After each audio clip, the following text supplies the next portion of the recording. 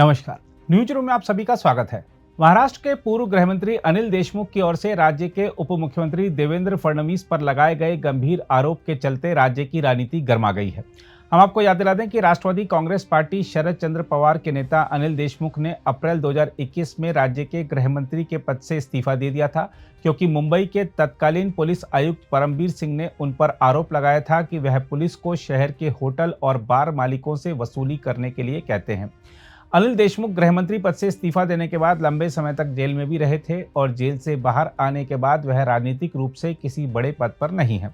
अब महाराष्ट्र विधानसभा चुनाव से कुछ महीने पहले सुर्खियां हासिल करने के लिए अनिल देशमुख ने आरोप लगाया है कि बीजेपी के वरिष्ठ नेता देवेंद्र फडणवीस के एक बिचौलिए ने उन्हें मुकदमेबाजी में फंसने से बचने के लिए तत्कालीन महाविकास अघाड़ी सरकार के बड़े नेताओं के खिलाफ हलफनामा देने को कहा था।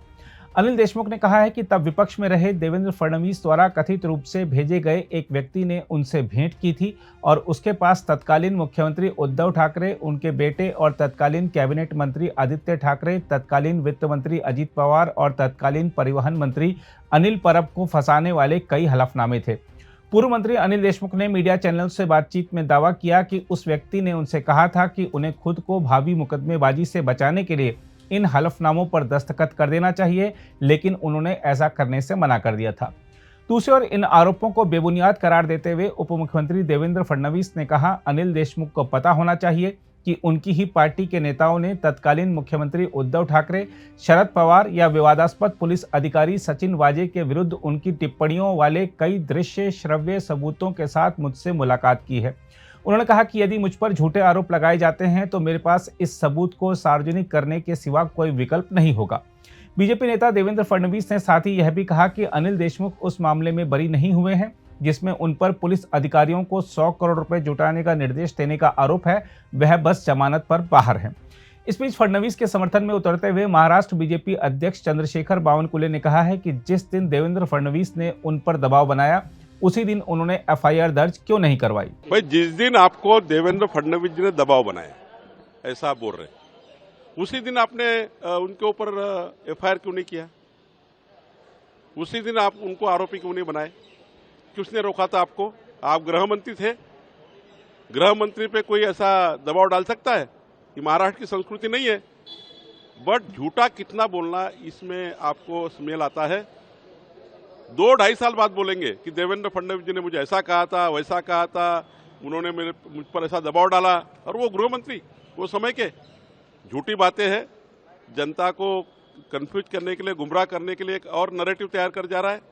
ये कुछ सही बातें नहीं है। उल्टा एक अधिकारी के रूप में जो बातें सामने आई है, उल्टा अनिल देशमुख जी ने गिरीश महाजन और भारतीय जनता पार्टी के नेताओं को फंसाने के लिए क्या क्या षड्यंत्र किए वो भी सामने आ रहे हैं। तो वो तो इंक्वायरी में सामने आ गए। अभी ये खुद गृह मंत्री रहते हुए ऐसा कहते कि मुझ पर दबाव था। ये सब झूठी बातें हैं। अनिल देशमुख जैसे सीनियर कार्यकर्ता ने इस प्रकार के संस्कृति में नहीं जाना चाहिए। दूसरी ओर अनिल देशमुख के बयान पर शिवसेना यूबीटी नेता संजय राउत ने कहा, एक षड्यंत्र का हिस्सा बनाकर अनिल देशमुख को जेल भेजा गया था। जेल भेजने से पहले उन पर दबाव बनाया गया था कि जो हम कहेंगे वो करो। किसी मामले में उद्धव ठाकरे, शरद पवार का नाम लो, नहीं तो आप पर ईडी की कार्रवाई होगी। या देखिए, अनिल देशमुख जी राज्य के गृह मंत्री रहे, बहुत पुराने पॉलिटिशियन है महाराष्ट्र से और बहुत प्रतिष्ठित पॉलिटिशियन है, लेकिन एक षड्यंत्र का हिस्सा बनाकर अनिल देशमुख को जेल में भेजा गया। और जेल में भेजने से पहले उनके ऊपर दबाव आया था कि जो हम बोलेंगे वो करो। उद्धव ठाकरे जी का नाम लो, शरद पवार जी का नाम लो, किसी केस में आदित्य जी का लो, नहीं तो आपको आपके पीछे ईडी लगाएंगे और जेल में भेजेंगे। ये बात जब मैं जेल में था, देशमुख साहब भी जेल में थे, तब उसने मुझे बताई थी 2 साल पहले।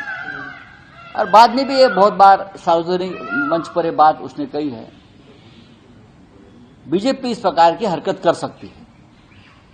ऐसे बहुत से नेतागण है, एमपी है या विधायक है जो बीजेपी के साथ है, उनको इसी प्रकार से दबाव में लाकर अपने पार्टी में लिया है।